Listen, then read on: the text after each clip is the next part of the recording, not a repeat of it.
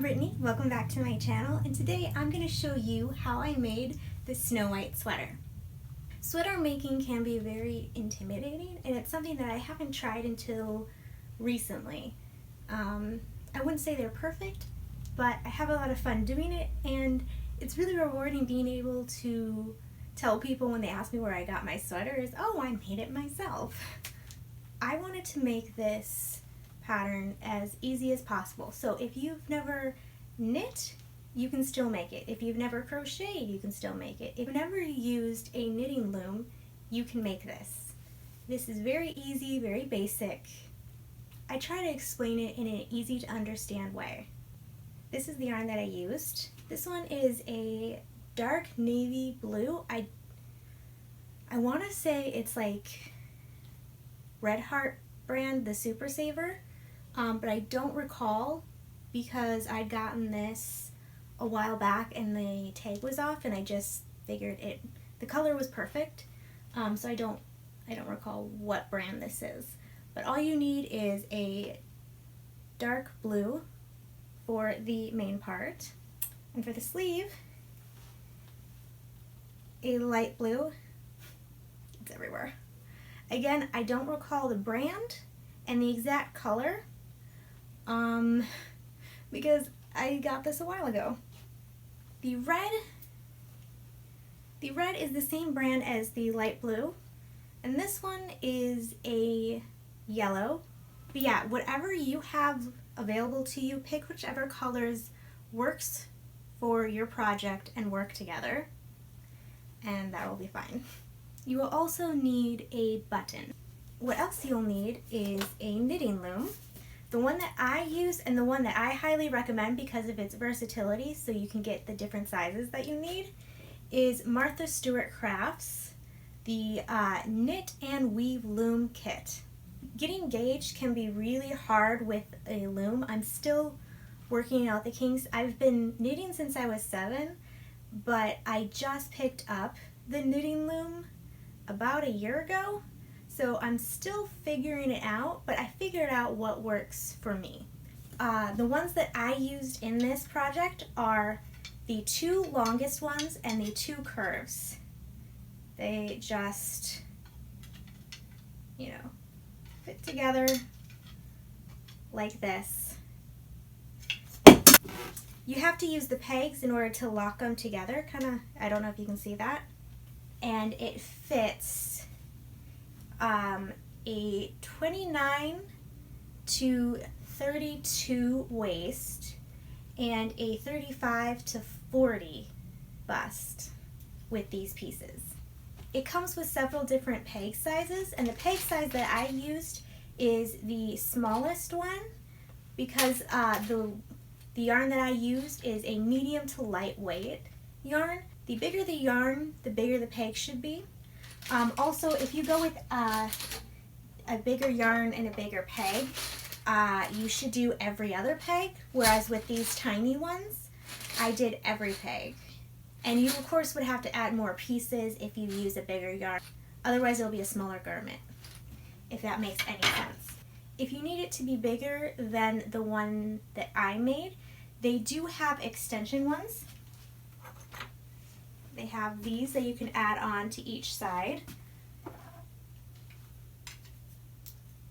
like that. Or if you need it to be even bigger, they have bigger extension pieces that you can add on along with this. If you need it to be smaller, they have these pieces where it's about, I want to say it's like, I don't know the exact amount of pegs that are different, but this would be smaller to use, and you just do it like that. There's another option for even smaller, which would be these pieces, and you just go like that. Hopefully that helps you figure it out.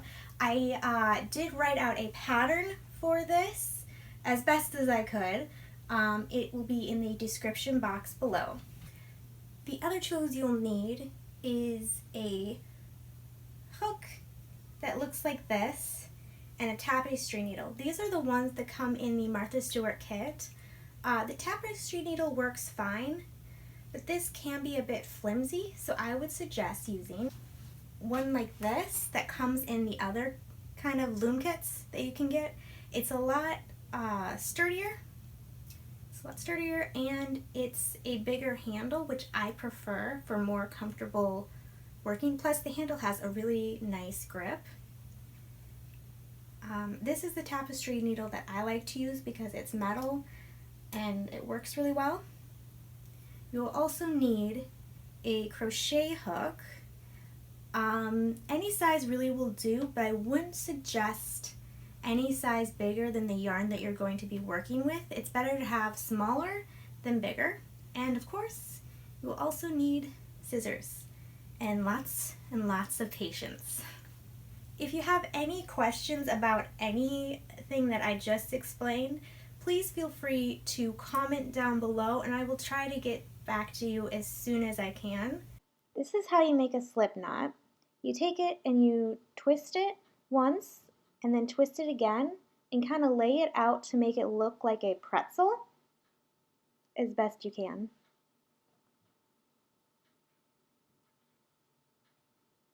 And then you take the part that's the tail that's between the loop, you pull that up, and that's the loop that you use. And you've made a slip knot. The great thing about a slip knot is you can easily loosen it or tighten it as you need to. And if you've accidentally made a mistake, you can just pull it out. Alright, now you take your slip knot and you put it on one of the pegs, and then the next step is what's called an E-wrap, where you take the yarn and you wrap it from the back of the peg to the front, over, and then back. So there's one strand in front and then there's some overlap in the back. Hopefully you can kind of see. I know my hands are a little bit covering it up. It was so hard to get a good angle on this, but hopefully you can get the gist of it. Alright, and then you do this all the way around until you come back to where you started, and then I'll meet you back here when you do that.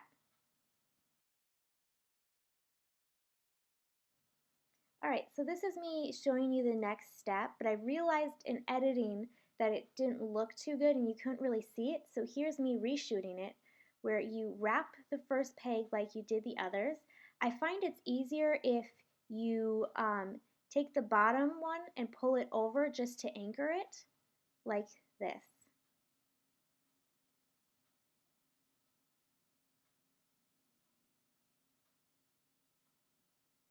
And then the next step is you take the yarn and you pull it to the front and you put it below the last strand that you just did.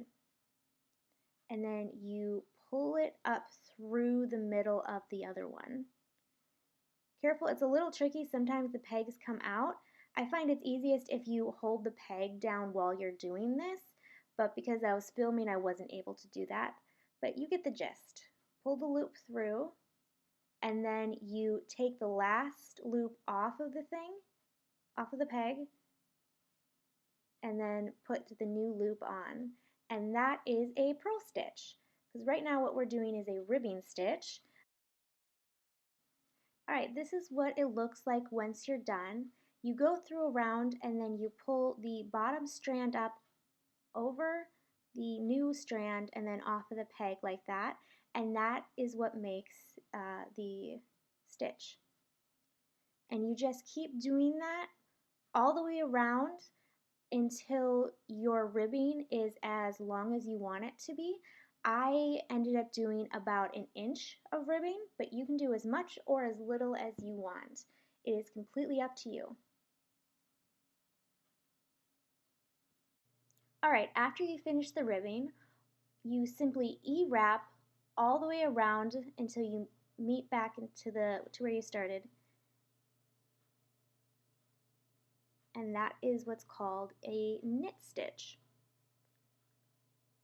And then you just take the bottom loop, pull it up over the new loop, and then off of the peg, and you make another stitch. Alright, Alright, now you just repeat the last two steps where you E-wrap all the way around and then you take the bottom loop up, over, and off the peg. I'll meet you back when it reaches from your hemline to where your armpit ends. Alright, here it is. This reaches from my waist all the way up to my armpit. For demonstration purposes, I'm showing you on the smaller one, but you would of course do it on the one that you're working on. You E-wrap all the way to your first marker where we marked where our armholes are going to be. And then what you do with the very last one with this ball of yarn is you take the bottom strand, pull it up and over and off of the peg. What this does is it anchors it, so then the rest of the ones that you've wrapped won't come unraveled because that happens. Alright, and then you take the new ball of yarn. You would use the same color, but I'm using a contrasting color just to show you the difference. You slip knot this one again, and then you slip it on to the very next peg, and then you E-wrap all the way around to your next marker that shows where your next armhole is going to be. And then you just take the bottom one off. There, you take the bottom up, over, and off, and you do that all the way around, and then you will E-wrap all the way around again. And when you finish that, come meet me back here and I'll show you the next step. To shape the armholes, you're going to decrease in the front. So you take the first loop off of the peg and then you put it on the next one. And you'll do this on both sides for just the front. And then you take it and you pull it over, and that is a decrease. The reason why you're doing it just in the front is because the back needs to be a bit broader right there, otherwise you won't have a wide range of motion. So make sure that you leave the next couple rows of the back the same, and then after about 3 or 4 rows you can start decreasing for the back as well. And that is what it looks like. And this is what it looks like when you've decreased for about 22 rows in both the front and the back.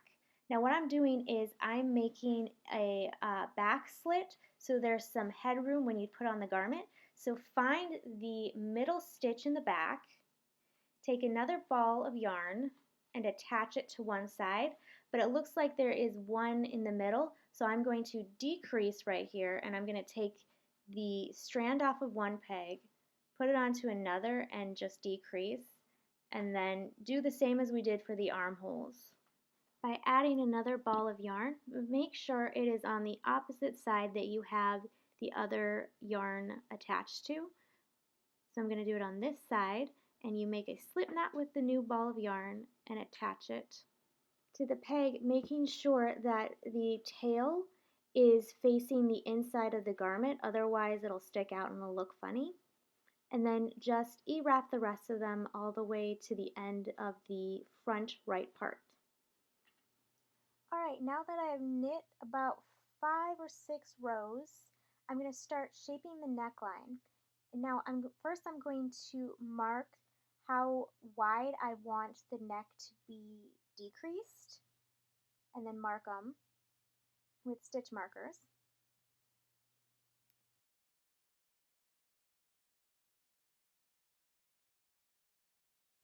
After you've marked how wide you're going to decrease the very middle 3, and then attach a yarn to one side, the side opposite where you have the other working yarn.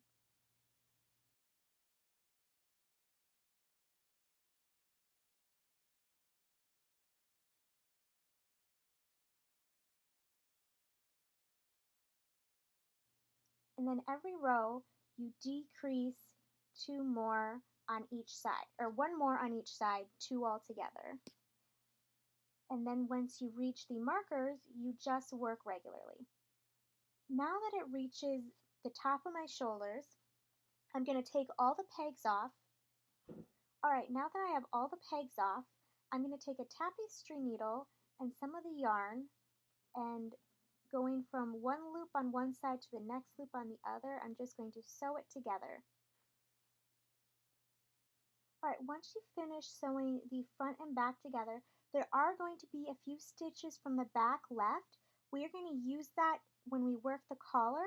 So you just take the yarn and you work it through all of the stitches to keep them live, but so they don't unravel, and then you will tie it at the end.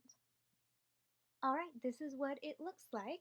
Next we're going to be doing the sleeves. So take the two ovals and put them together to make a small circle, and then take one of the sleeves and position it like this. And then what you're going to need is a crochet hook, any size will do, and light blue yarn. With the crochet hook, pull the blue yarn from the back to the front to make a loop like this. Sorry, it's hard to see what I'm doing. And then just keep doing that, pulling it through and putting it on the peg.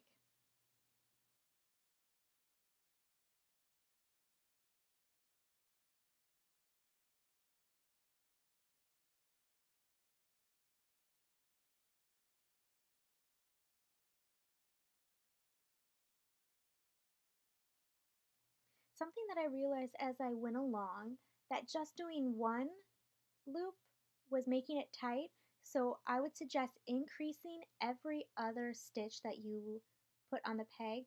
So you do one and then two from the same one, kind of like this. I hope you can tell what I'm doing. Alright, I have knit 5 rows of the blue, and it's time to add in the red. Alright, slip knot the red yarn and then put it where you want the first red spot to be. I kind of just winged it and just kind of placed it where I thought it looked best.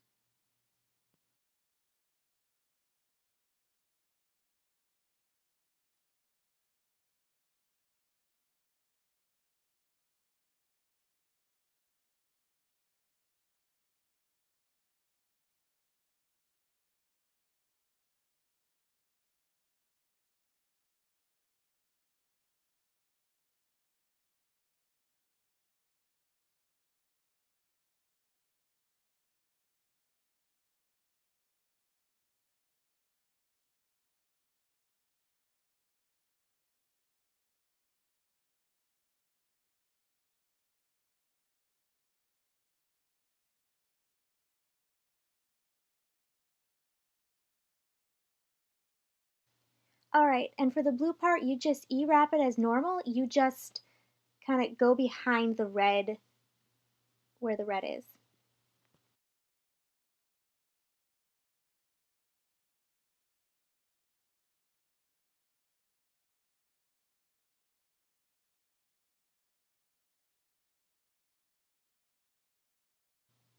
Alright, and you just keep going, and with every row you add one more to the outside on both sides. So you add 2 of the red, so you go from 1 peg to 3 pegs and so on.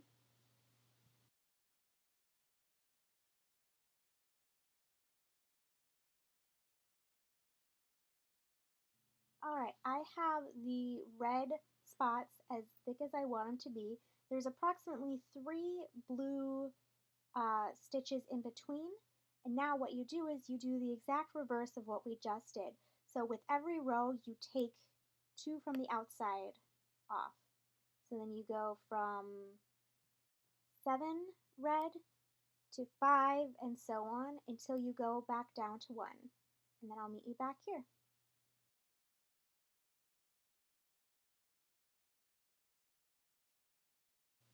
Alright, now we've made it to the end of the red, so we snip it off and tie it to the blue. I like to do this just to secure it, but you don't have to. It's just me doing it. And then what you do is you just E-wrap normally. I did 5 more rows of the blue, and then I'll meet you back here to do the finishing touches on this sleeve. Alright, now we're going to do the edge of it, which is going to be the ribbing stitch. So attach the yellow yarn and then tie off the blue just like we did with the red. And you can work as many rows as you want in the ribbing stitch. I think when I counted it, it was about 5 or 6 for the one that I did.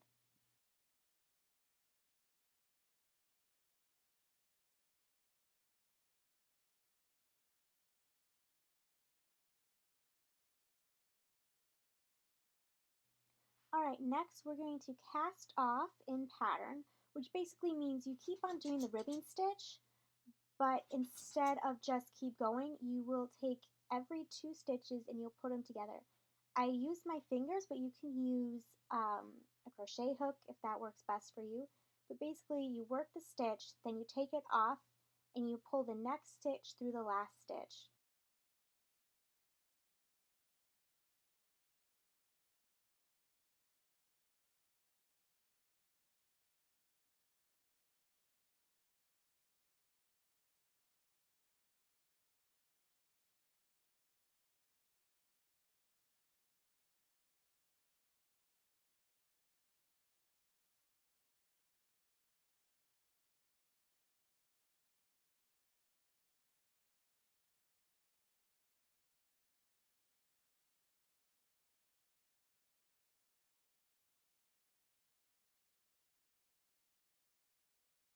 Next is the collar. You'll need the 2 curved pieces. Now take the live stitches at the back of the collar and put them on the pegs. And then we will be doing the same thing we did on the sleeves by using a crochet hook and picking up stitches, ending at the center front of the sweater. I suggest increasing every stitch because I didn't and now my collar won't lay right.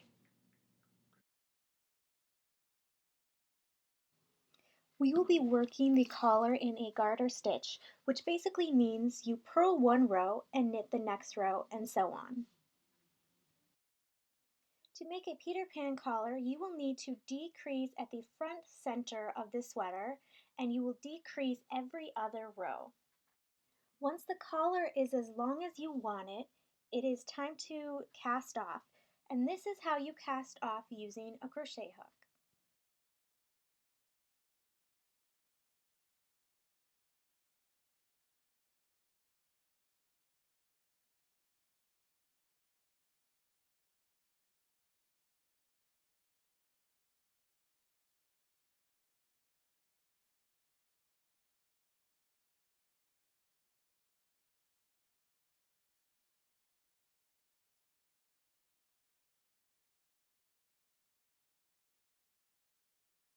Now do the same thing on the other side.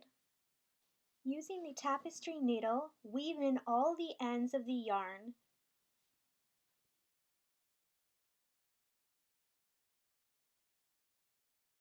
Weaving back and forth like this makes sure that the yarn doesn't come out.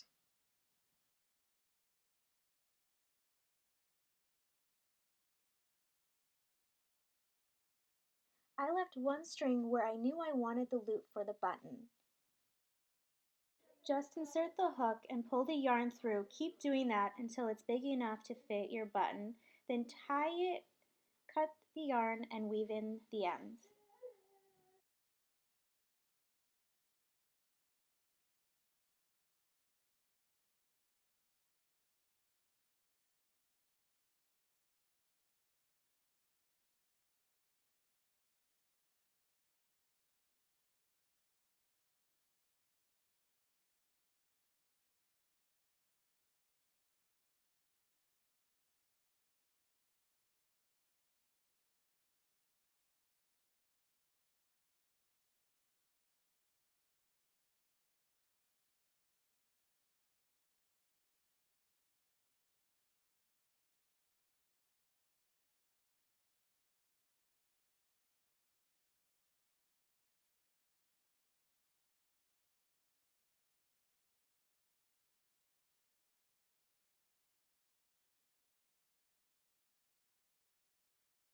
Alright, in this next part I will show you how to modify your sweater. When I started this sweater I was one size, and now that I've finished this sweater I've lost weight and so I'm a different size. So it was a tad bit big. So so I had to cinch it in a little bit by adding this backing detail. It's not perfect, but it works, especially because, I mean, this took me a while to make, and as far as I'm aware, there are no techniques of how to make a sweater bigger. So this was my way to fix that so it still fits, so I could still wear it without having to completely redo the body of it. So if you want to do this, you can. If you want to do it anyway, even though it fits you, you can. Whatever you want to do. Figure out where you want the loops to be, then insert the hook and pull the yarn through. Pull the yarn through again, which is called a chain stitch. Chain 5 times, then in the stitch below, insert the hook, pull the yarn through so you have 2 loops on your hook. Then pull yarn through both, and that is a single crochet stitch. Repeat the pattern, 2 single crochet stitches, chain 5, 2 single crochet, chain 5. Repeat the pattern until you're at the bottom of the sweater, and then do it on the other side.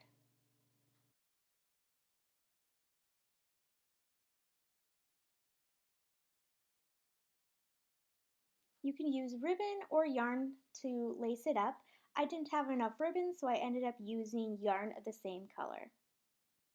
So now that you've made your sweater, you can put it over a yellow dress like I did, or you could pair it with a yellow skirt.